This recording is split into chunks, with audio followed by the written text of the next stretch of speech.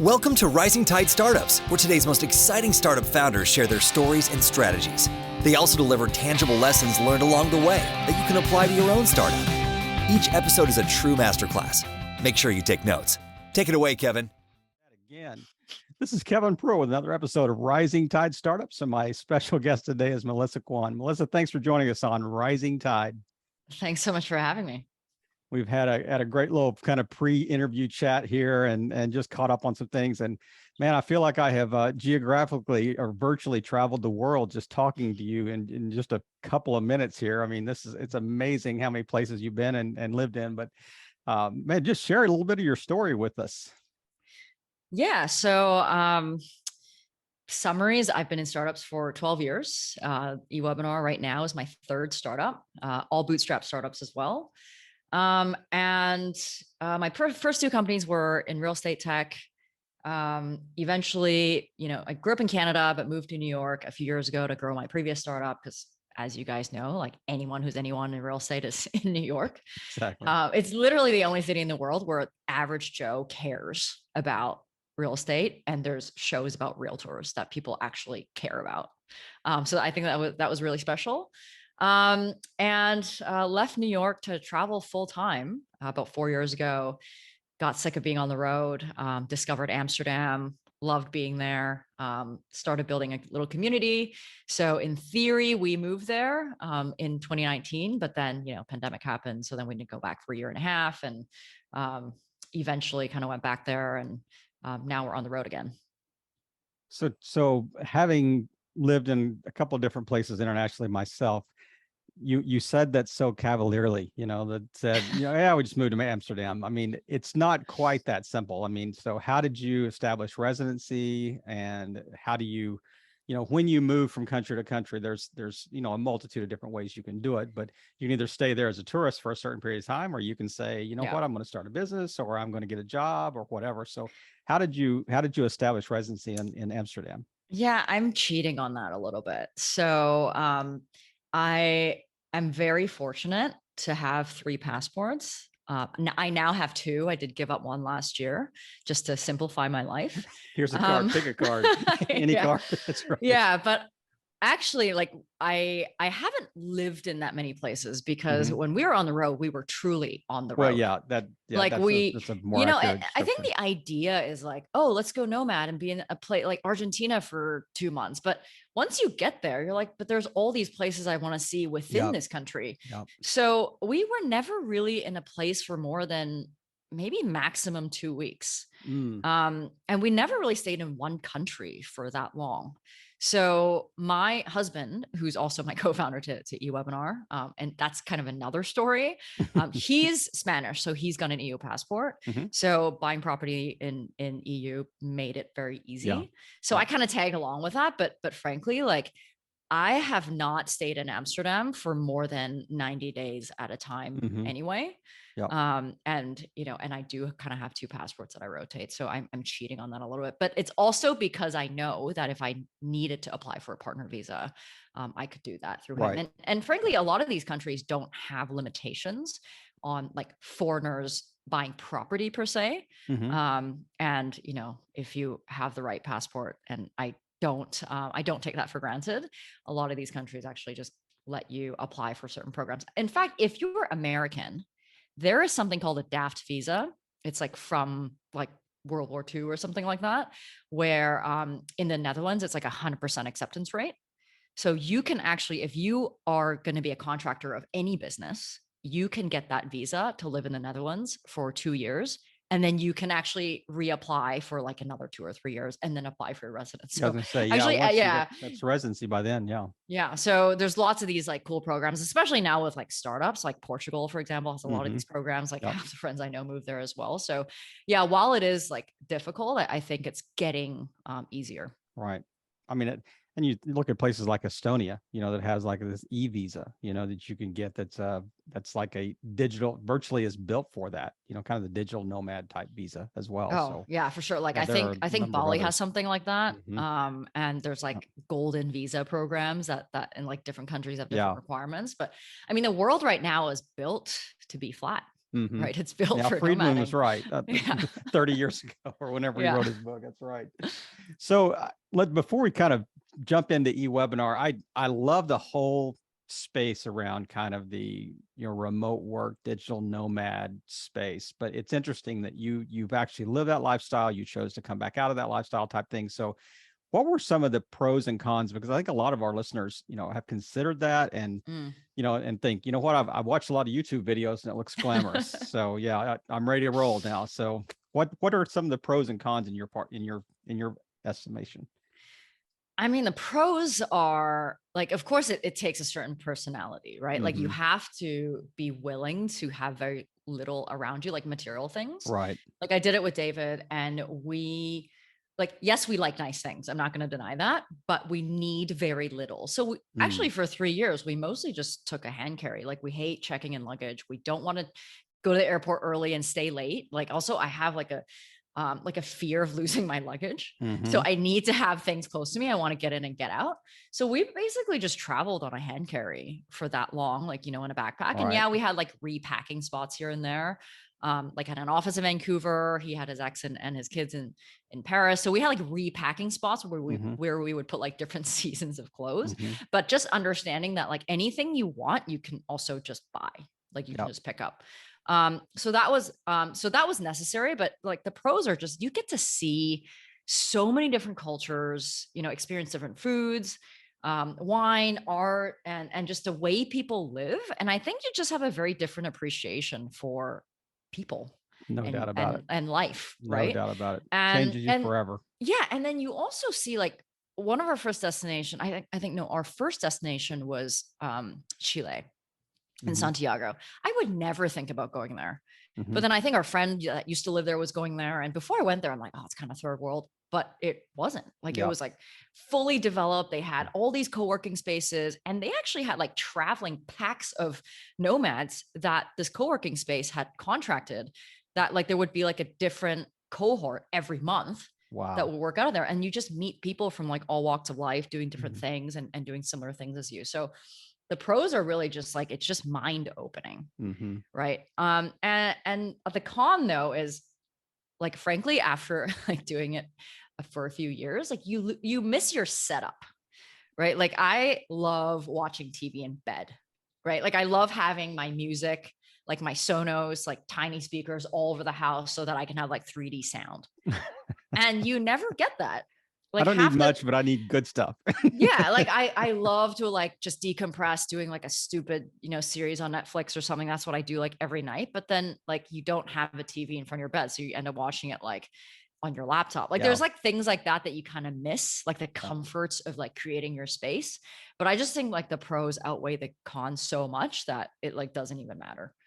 Yeah, I think of places like, Portugal, like you mentioned earlier, maybe Bali, Thailand. I mean, there's so many places that are catering to, this kind of digital nomad lifestyle, and southern Spain as well. And it's interesting to see, but I love the way you get these packs of digital. Yeah.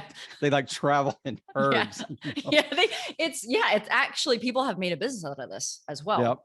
And all the places you name, like if you're making American dollars and you're spending it in those Yep. countries, like Yep. you're living like a king. Like I moved to New Especially York. Southeast Asia. Yeah, Yeah. I moved to New York and I started a co-living space actually with 2 owners. Like we had a 3,000 square foot, 5-bedroom townhouse in the Wow. Manhattan. Nobody could afford it, right? We were in Mhm. our like late 20s, early 30s, but in order to be in the middle of Manhattan, that's just what you had to pay. And I wouldn't give up that experience for anything else. But our rent was $12,000 a month Mm. between 4 to 5 people, depending on like Yep. how many people were in the house at that time. Like Yep. I And that was for a personally bedroom. yeah, exactly. I was paying like 3,500 for a bedroom with like an ensuite. So that like I wouldn't even spend that much, in South America. I So that bought a part's also a castle in pro. Thailand. That's right. I'm now the Yeah. mayor of a village. Yeah, for $2,000. That's right. Exactly. And then free food. That's right. Yeah. All the house help. Yeah. Yeah. I have cooks, cleaners, that they do everything. So yeah, it is interesting because it does require a nice combination of your job availability, the fact that you can travel, you have discipline to not stay in bed, till noon and, party all night and go to the beach all the time. I mean, you still have to maintain kind of a semblance of normality in like earning a living, so to speak, unless you just Yeah. decide, hey, I'm just going to take a year off and, I mean, afford that. I mean, usually the need to earn a living kind of keeps you in check. Exactly. That's You're right. like, When the guy I'm comes not knocking on your retired. door, Yeah. the rent's due, you haven't paid this Yeah, you're month. like, I'm not retired, so I still have to do that. I mean, all that stuff gets a little bit tiring after a while right. anyway. But the other pro, I think, it really gives you a different perspective on what is required to build a business. Mm, Like, I think a lot of people are like, oh, I yep. have to, I have to have a team and it has to be local and I have to do all this Mhm. team building exercise and all this. And if that's what you love, right? There's no one path to get Right. to success or build a company, but that's never been what I love personally. The reason why I don't have any full-time employees is because I know that I'm a bad people manager. I know that I like the freedom. I know that I like to work with contractors. Yep. So, but doing that and seeing how other people do it and just being in different places makes you realize you can build a company in a very different way. Mm-hmm. And, the way that you like, and still have, financial success, but also lifestyle success at the same time. But you had to build it that way. There had to be an Yeah. intentionality that said, I know who I am. The first step in recovery is to admit I got a problem. So hi, I'm Yeah. Melissa. I'm a, I'm Yeah. a I hate people. employee-holic. I hate people. Yeah. That's right. Yeah. So hey, we talked about everything except for what you do and what you've built. So this space is your space. I would love to hear kind of the genesis story of eWebinar and what you got going on now. Well, ironically, I built eWebinar because it was infringing on my fun. It was infringing on the way I wanted to live my life. So I mentioned earlier, I had Entrepreneurs two, scratch their own itch. I mean, that's right. Yeah, I mean, I had two companies before this, but my previous company was a real estate technology company in enterprise SaaS.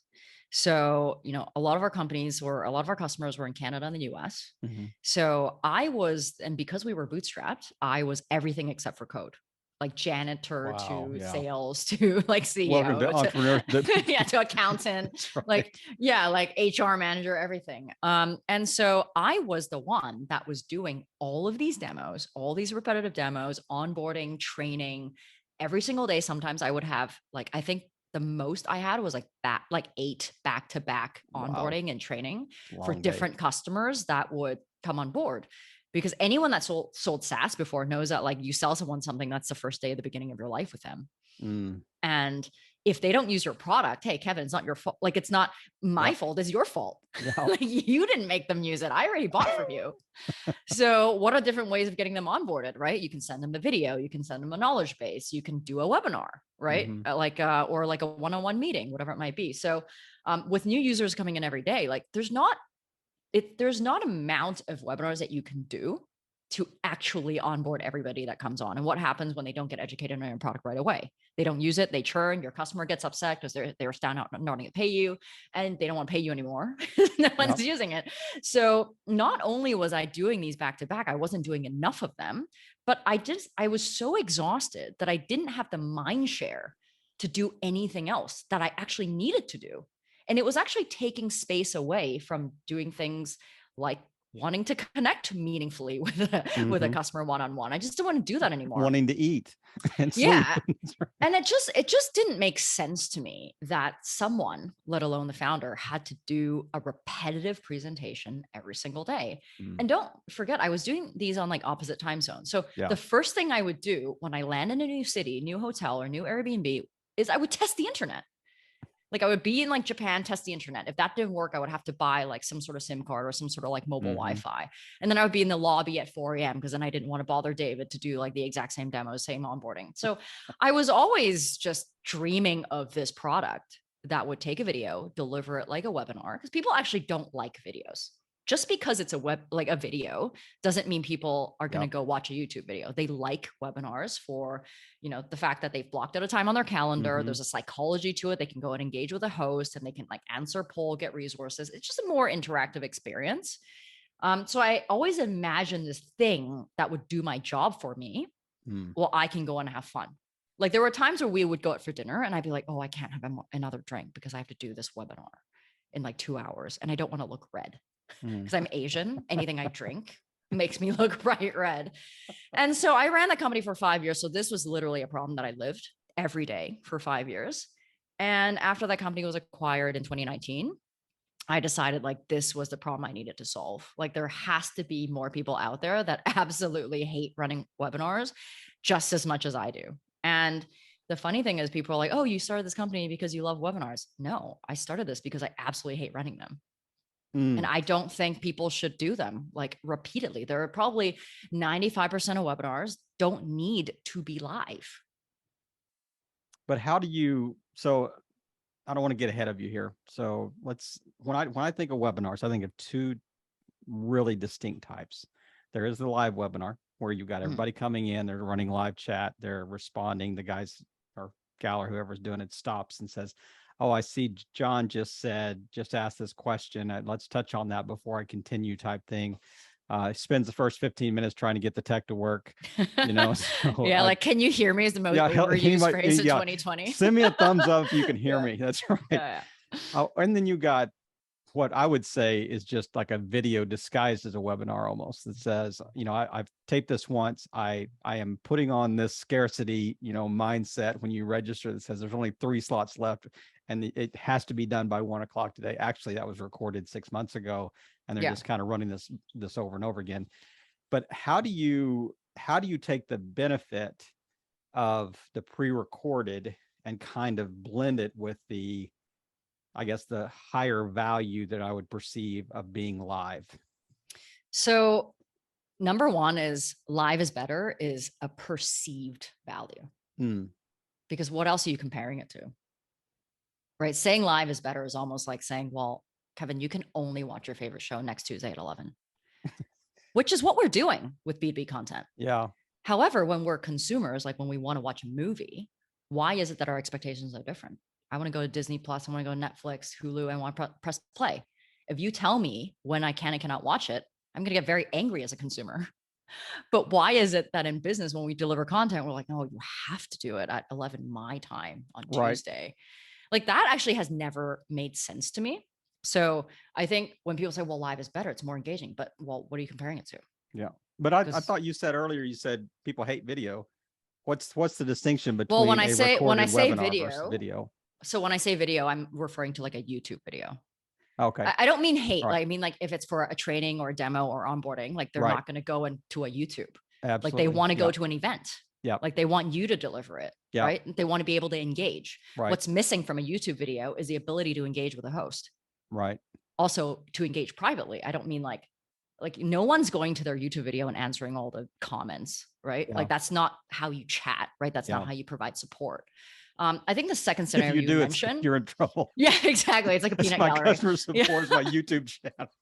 Yeah, it's like such a peanut gallery, right? Like nowadays, you're like, why are you posting that? Like sometimes, like we get some stuff on our YouTube channel. I'm like, why did you post that there? Like this is totally irrelevant. And spam, yeah. But then the second scenario you mentioned are like a video disguised as a webinar, but that like you're probably talking about like maybe 5-10 years ago, or there are these like kind of scammy marketers that have like kind of deceptive. Yeah. Kind of like this. It could have been 5 weeks ago. I mean, they haven't all gone away. Yeah, no, absolutely. And actually like anyone that has seen automated webinar solutions before and maybe felt like, oh yeah, like that's kind of like deceptive software, right? Like you might've seen some other stuff before, but that's why we exist. Yeah. When I was trying to look for somebody to solve my problem, every solution I found was not only was it like poorly built and poorly designed, it was almost like the software was designed to trick people into thinking it's live when it's not, with like fake chat conversations, fake sales notifications. Yeah. But I that's not what automating a webinar should be for. Yeah. Automating a webinar should be to free up my time and to deliver you a better experience, not a deceptive experience. Somehow, someone some years ago in the marketing space made that okay. And then these software providers were like, oh yeah, let's create something to support that, like to create fake scarcity. I loathe that marketing practice. We do not support that. Every single day, somebody comes in, signs up and says, hey, where can I upload my chat conversation? I'm like, oh, we don't do that. We don't support that. In fact, we actively made a conscious decision day one to say, we're not going to have any of the features that help hosts deceive consumers, because I don't want to be associated with that brand. Right. I don't want someone to come to an eWebinar and think, oh, last time I was here, that like I was like tricked into making a purchase. Mm. So from day one, we're like, okay, it's okay to lose those people because you can't win everyone anyway. But it's more important to me that we pick integrity over short-term revenue. Yeah. Because people are super smart nowadays. And every day we are put in that position, and especially as a bootstrap startup, it's really hard when someone's like, well, I'm not going to sign up unless you have this. It's very hard to say, well, we're just not going to have that. Yeah. But you have to. Yeah. Right. So, you know, and that's just the brand and the vibe that we want to give out. So what we do is we really focus on delivering an incredible attendee experience that's all about video consumption. So if you think about like what I call live first webinar software, like your GoToWebinar, your Demio, your Zoom, they're all focused on delivering live meetings. Right. So what happens when you focus on delivering the live meeting is the host is your customer. So what do you care about? You care about bandwidth, video quality, screen sharing, audio quality, right? But when you remove all that, which is like for eWebinar, we don't have a live component. Everything is centered around the video. The only live component we have is a text-based chat that's almost like intercom. Right. So when you remove the need to take care of the host, what we're able to do is focus 100% of our experience on delivering a freaking amazing video consumption experience that is all about the attendee and how they want to engage with video today in the 21st century. So you come in and it's beautifully branded. There's your logo. So, you know, the company feels good about that. But you can also layer in what we call interactions. So polls, questions, pop-ups, banners, like things that make it feel less like a webinar, right, and more like interactive TV that is a two-way participatory experience, not a one-way YouTube video consumption. And then there's that chat component that makes a webinar valuable. Me as the attendee, I can ask you a question, and if you don't happen to be there, you can respond to me later through email. But if you are there, you can pleasantly surprise me by hopping in and say, hey, thanks for joining my demo, or thanks for joining my training. People love that. But that way, that asynchronous way of communicating is no different than what we are already doing today. We do that every second of every day. We send our friends a chat. They might not respond, but we're not getting angry about that. We're like, oh yeah, they're going to get back to me later. Every website you go to, there's a chat bubble that pops up. Hey, can I help you? If you don't hear back immediately, there's an autoresponder, and then you hear back through email. We didn't innovate anything. We just took something that was already working. And we attached it to our software to provide the valuable experience that people expect in a webinar. And you built, or at least incorporated, like different modules. You talked about like did you say a quiz feature? What other maybe polls, that type of thing. So I am surprised that there's not a live option. I would have assumed that it was like live and you could have done both, but I mean, after your explanation, it makes perfect sense, because there are other solutions out there if you want to do a live presentation type thing. But is there a way that, like, let's say that I set up a webinar demo, whatever it is, and I set it out there and people are looking at it. If they interact, is there any notification that can be done to me, like on a real time, that says, hey, somebody's watching this and they just asked me a question or something like that? Is that is that built in? I mean, it's literally exactly like Zendesk, Intercom, like any sort of like support chat system. Is somebody messages you, like if you're the moderator, it pings you. You can integrate with Slack as well, like, and you can respond directly from a Slack channel without ever going into the platform. But that's the whole idea, is you can do this without being at your computer 24/7. You do not have to press play. If nobody joins it, like, you can carry on with your day.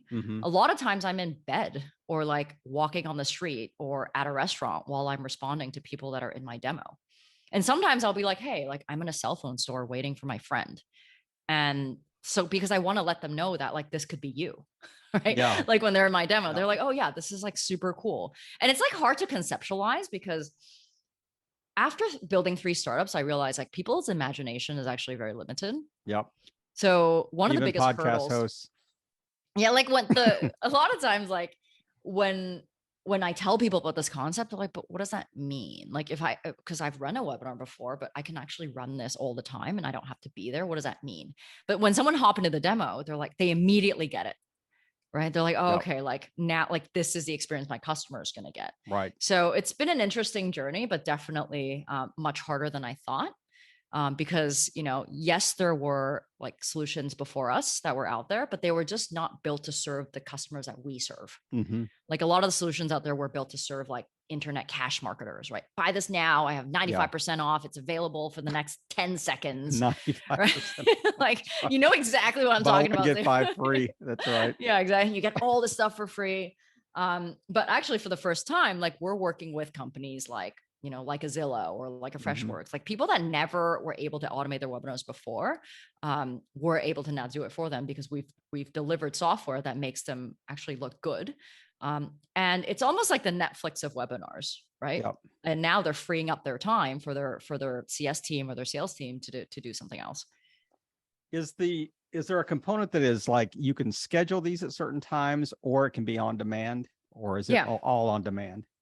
Yeah. So the really interesting data point that I have to share, if you look at if you go to Google and you say like average webinar attendance rate, you'd see that it's like sub 25%. Yeah, it's low. The average, and it's because there's only one session at your time zone. Yeah. Right. And now, like when we talk about the world is flat, like your customers are everywhere. Right. A lot of people sign up for replays, but then like my inbox at least is like a replay graveyard. Like who actually watches the replay?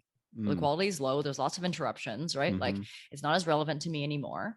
But the average attendance rate for all eWebinar customers across the board, every single month consistently is 65%. Wow.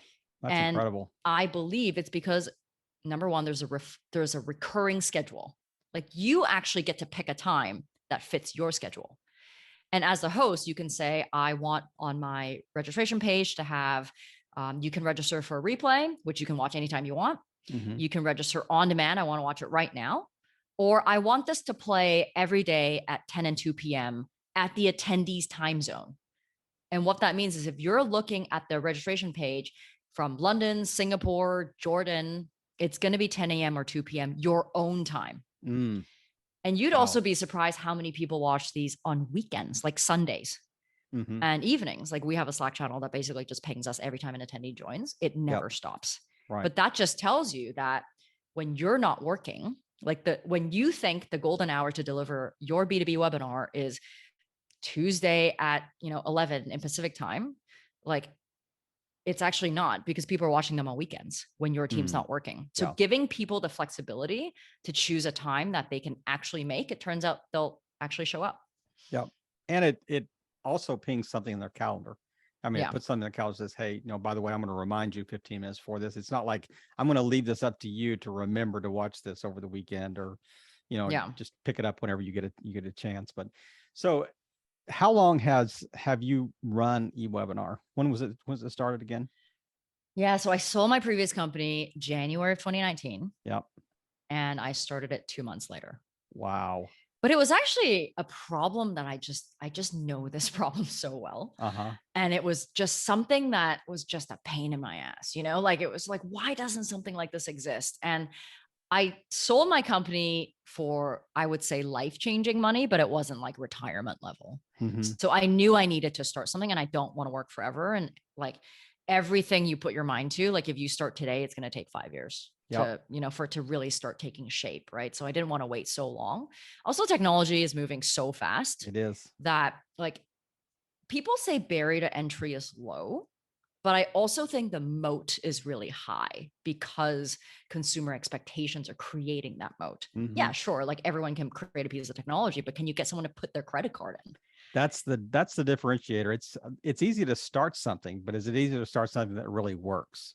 Yeah. And I didn't want to wait, right? The longer I wait, the bigger that moat's going to be. Yeah. So I started this a couple months after, and it was actually because I was doing so much research and I couldn't find something. Like every few months I would look for something, like did something else come out? Like, because I really wanted to solve my problem. And it wasn't until I was like, okay, I need to do something else. Here are, the 10, 20 ideas I have. And I was just kind of like going through them, like process of elimination. And I asked myself, like, okay, if this is something I keep coming back to, how would I feel if someone else did it the way that I imagined? Like, how would I feel? And I'm like, yeah, that would really hurt. So, and that's all those when notes I was like, I had in my journal. That's right. Yeah, that's when I'm like, yeah, I gotta, like I have to do this. I have to be the one to do this. I bet you wireframe this in about 10 minutes. Then on a whiteboard, you could just map out the whole experience in about, Man, I definitely had all the features in my head. We didn't talk to anybody. Like people are like, oh, did you do customer research? Did you talk to anyone to validate your ideas? Like, why do I have to validate my idea? Like, number one is the best way to validate your idea is to make sure there's something else out there that you can improve on. Like if someone's like, oh, I have an idea, it's brand new, no one's doing it. It's like, well, that's a red flag. Why is no one doing it? You need to think about that. Like the world is so big. There's so many different ideas. Like you are not that unique. So the best thing to do research is like, hey, I want to do this idea. What else is out there that is similar? How have they failed? How can I improve on it? So I didn't need to validate that there was a business. Other people were already building this and they have a good business, but they have a product that I wanted to improve on. So we just kind of built this in a silo. The first version of the product was all of my ideas. And and we basically just took it to a designer and said, okay, these are the features. And we kind of went through that 5-month long process of actually wireframing it. So, later on in our little chat, we were going to talk about kind of the mentor moment, about where you were going to give us kind of 2 or 3 really solid nuggets. I already wrote number 1 down. I mean, this whole idea of improving on something instead of creating something new. I mean, improve on a product or service instead of creating something new, because there's already validation. I mean, I have a friend. Predetermined validation. I have a friend, Victor. He is the best at being second mover. And he taught me this. He was like, it's worse to be first mover because no one has educated the market for you. Yep. And I kind of lived through that in my previous startup. Both of them? Just the last one. My first one was an agency model. Hated that. You chase a client and chase the invoice. No one wants to pay you on time, but then they want everything on time. So I did that for 4 years. This startup, I'm doing a little bit of that, but it's much easier to convince someone that they should save their time on, because we're not selling webinars. We're selling freedom. Right. We're selling your time, and people love getting their time back. My previous company was a little bit harder, but that was when I learned from my friend Victor. He's like, yeah, I love looking for like second movers, and he's made huge businesses out of that. And and that's why I realized you need to have something where someone else has told the market that this is good. I actually posted about this a few days ago on LinkedIn. Is imagine the BMW was the only car that was out there, and the only luxury car that was out there. And you're like, hey, this is $75K. It's an amazing car. You should buy this. And then in your distant memory, you're like, yeah, but I've seen my uncle have a car. It was like a 1998 Honda and it kind of worked okay. Why is yours $75K? So as a first mover, that's what you have to justify. No one spent money on this before, and you're trying to get money from their budget. And it's not a line item. It's worse than that. It's like they haven't even seen their uncle drive a car. They're like, what's a car? And why is it $75,000? Yeah, exactly. Why do I need this? Yeah. Okay, let's talk about the business model itself. So I'm kind of guessing this is a subscription model. I'm kind of guessing that I maybe depend on the number of webinars I want to do, how often they want to show. Is it based on audience size? What's the pricing structure around the model? Yeah. So because we don't have a live component, like live audio, live video, anyone that's seen a webinar software before will know that they probably price by number of attendees and hosts and stuff like that. We wanted to remove all that because to my point earlier, we're selling time. Our mission is to give people their time back. So we wanted to create a business model that aligned with our mission. So our pricing model is strictly based on the number of webinars you have published. A published webinar can have a recurring schedule. So I could have my demo as one published webinar. You can run it 1,000 times. We don't care about that. It doesn't matter if you run it 10 times or 1,000. No. That does not matter. Okay. Yeah. Because however many webinars you have published is how much time you're saving. Right. So is it one onboarding you're saving? Is it 200, onboardings you're saving? So we've got different tiers based on the number of webinars that you have published. And then features are the same across the board. Is there any add-on services, if I, how to do an effective webinar, how to set up a sales funnel after your webinar, how to close a client that is a lead generated from a webinar, any of these additional kind of tertiary, type add-ons that if I'm starting new, I'd love to have those as well. Or there are other services out there that are providing that you're partnering with. How does that work? Yeah. So a lot of stuff you mentioned are like pieces of content that we create with a lot of partners. Yeah. But we want to be very careful about what we are and what we're not. Right. So what we are is an awesome software company. Mm-hmm. What we're not is an expert in sales funnels or scripts or, and there are like consultants, like experts that are out there that do this for a living. Right. So we do have some partners that we work with, but I also encourage, because the industries are so different. Mm-hmm. So I always encourage people to look for communities, whether it's like Slack communities, Facebook communities, or like some online communities where their peers are hanging out, and throw the question out there and see like who in their area of expertise actually specializes in that. Yeah. And we're still fairly early stage on this as well. So, we could circle back in, 2 to 3 years and you could have all kinds of things built out that are add-ons or whatever. But I really love the fact that, you're trying your best to avoid kind of this shiny object system or syndrome where, there's something there and there's something we could add on. You're like, we forgot what we're actually doing. We forgot what our McDonald's hamburger is, that we're really trying to do well. In my first company, I mentioned it was an agency. I didn't tell you how it turned into an agency though. So we started as a product, but because we needed the money, we said yes to everything to get the contract. Yeah. And then before you know it, we were a custom apps company. Like I didn't even know that we were an agency until my friend was like, "Oh yeah, you run an agency." And I was like offended. I'm like, "No, we're not. Like we're like a product company." He's like, "No, you build different apps for different people. That's an agency." I was like, "Oh crap."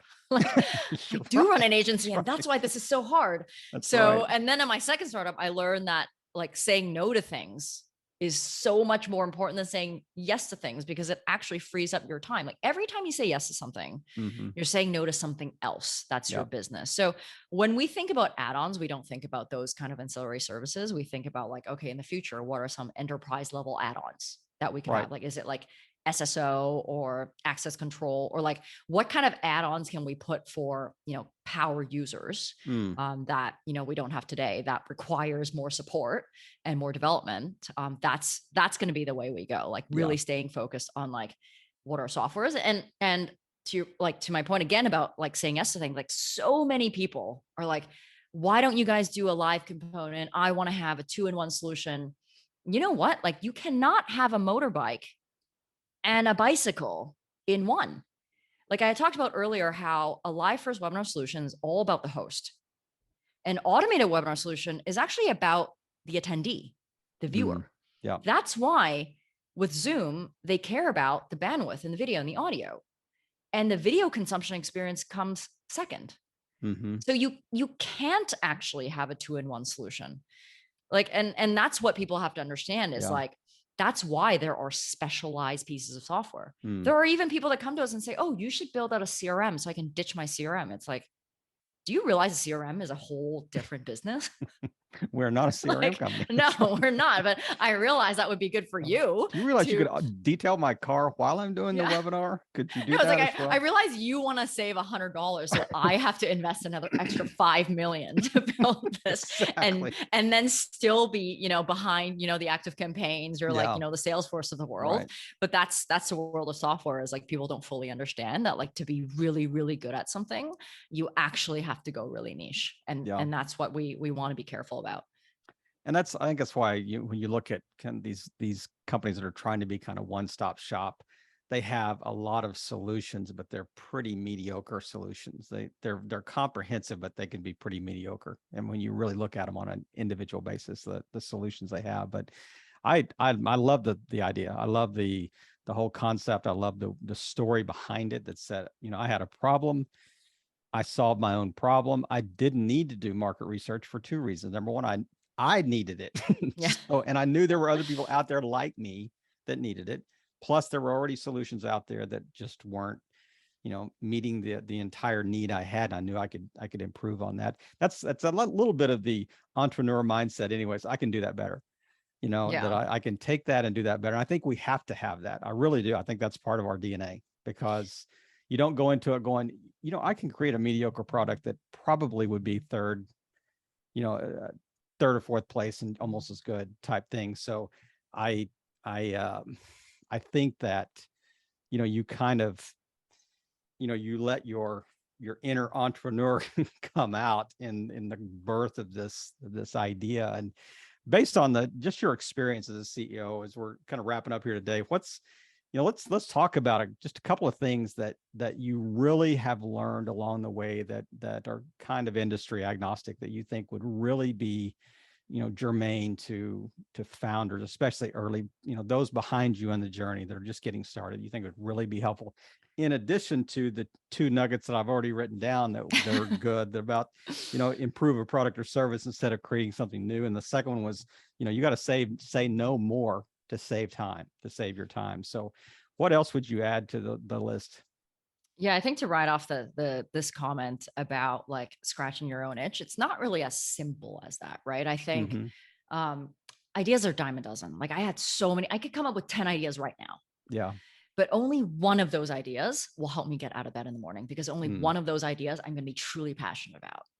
And I think that like I fell into the same trap of thinking my experiences in real estate, because I worked in real estate business, so I have to create a company in real estate, or I studied to be a banker, so I have to be a banker. Right. And when you think that you have to do something because that's where your experience or education lies, and you don't put yourself first, which is what makes me truly happy. Like, what is that problem that I can solve, or what is the work that I can do that makes me truly happy?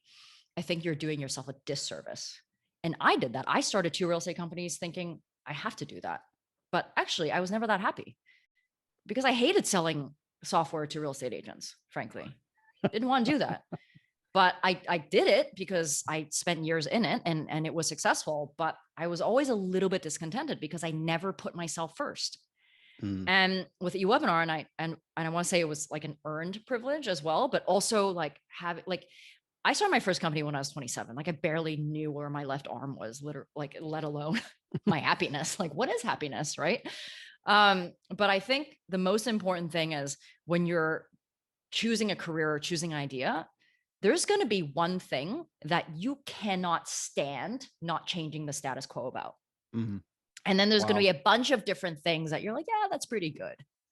But it's going to be so hard. Every step you take is going to be so hard that if you don't put yourself first and think this is the one, like this is the one that I cannot stand not changing, until you get there, you should like just wait a little longer. Because that's like, so good. That's where I had to get myself to. And I had 10 years of doing this. Yeah. Because and then from that point, I wrote a list of all the non-negotiables that I needed to have in my life in order for me to be happy. And that was a truly remote team. No more conferences and trade shows. Didn't want to see anyone face to face. It was, again, infringing on my travel, right? Like, don't want to do any more demos face to face. Don't want to sell enterprise level software. I want this product to be 100% sold through the internet so I can have my freedom. I don't want to need to jump on a Zoom call because that's how it's sold. I don't want to do any high level customer support. I don't want people paying me 50 grand a year. I don't want to take their call. So I made this big list of things. And then I kind of went down the list to say, okay, which one of these, is realistic for me to do? And which one of these also reflect who I am? Like that was also one of my non-negotiables, is I want to do something that like fulfills me, like really makes me happy. And for me, like freedom is my number one priority in life, having nomaded, having remote team. And I want to have a chance to give someone back their freedom. Right. And this was the product that I felt like reflected who I am the most. So unless you get there, like don't do it. Yeah. Because it just makes it doesn't mean you're not going to be successful. It just means it's going to be exponentially harder. And because I went through that process, even though things are hard now, I know I'm serving my happiness because I put it as my foundation. And then I built a career on top of that. I chose an idea and built a company on top of that. And now I'm acquiring the skills to get there. I didn't start with my skills. Everything I'm doing, I've never built a SaaS company for SMBs before. I've never done marketing. I've always done one-on-one sales. I don't know what SEO is, backlinking. I'm learning all that stuff now, but that is much more easy to acquire than to start something and then try to find happiness within that. Yeah. One thing I didn't hear that I've heard over and over again on the show is you've got to be passionate about what you do, but you have a little different take. It's not you have to be passionate about the product. You've got to be passionate about the lifestyle you're creating out of that. You got to be, there's a difference. It's not even subtle. There's a pretty distinct difference between those two things. For me, like, it's so funny because people say you have to love your job. You should love your job. You love your job. You don't work a day in your life. Like, for me, that's a myth. Mm-hmm. Do I love my job? No, Kevin, I don't like paying people like hundreds of thousands of dollars to build software that makes me $50 or $100 a month, right? I don't love trying to recruit best people and lose them to, Amazon, right? Like, I don't love like not paying myself for the past 3.5 years. All of that sucks. Mm-hmm. Right. But what I love is the prospect of what it could bring for me. Yeah. Because there are like freedom. For me, it's freedom. It's financial freedom. It's freedom in my life. It's to choose what I want to do. Like, I don't believe you have to love your job, but it doesn't mean I don't love what I do, because I focus on the There's end a big goal. difference. And like, there's a big difference. My work is 95% of my time and like 10% of my mind share. There are so many things I enjoy in my life, like travel, community, friends, parties, music, that has absolutely nothing to do with my job. Mm-hmm. And what I do, I know allows me to do more of the things I care about. And that's you're why heading I love toward doing more this. of that even. Yeah. And that's why I love doing this. Yeah. And it's a great story. I love the product too, and just the whole, kind of ethos behind it. And really, I can tell just the passion that drives you to do this and do this well. And, the fact that I love the fact you had your checklist that this idea has to meet these 10, prerequisites, or I'm not going to do it. The idea that list is published on my LinkedIn featured. We will, content. Yeah. So look up Melissa Kwan on LinkedIn and get that list, because you need to write your own list as you're doing your own idea. But we talked about so many things. So is there any quick note that you just want to wrap us up with today, and then just tell people where the best place to find you online? Yeah. If you want to connect with me, any questions about my journey, your journey, whatever, connect with me on LinkedIn. My last name is spelled Kwan, Kwan. And if you want to free up your time, if you hate webinars, hate demos, don't want to do all these repetitive Zooms, check out eWebinar. Hopefully we can help you alleviate some of that. And it's exactly as it sounds, eWebinar.com. eWebinar.com. Melissa, thank you so much for just taking time today. And what a great way to kind of head into the weekend. And so we're wrapping down another week here, and we talked about, hey, we're heading into this weekend. We've made it through another work week. We're almost there. Almost there. But thank you so much for just taking time and sharing with us, and really just playing your part in helping all boats rise in a rising tide. Melissa, have a great weekend. Thanks so much, Kevin. Another episode in the books. We hope you heard some great takeaways. Don't forget to subscribe and leave a 5-star review on iTunes and YouTube. As always, thanks for listening to Rising Tide.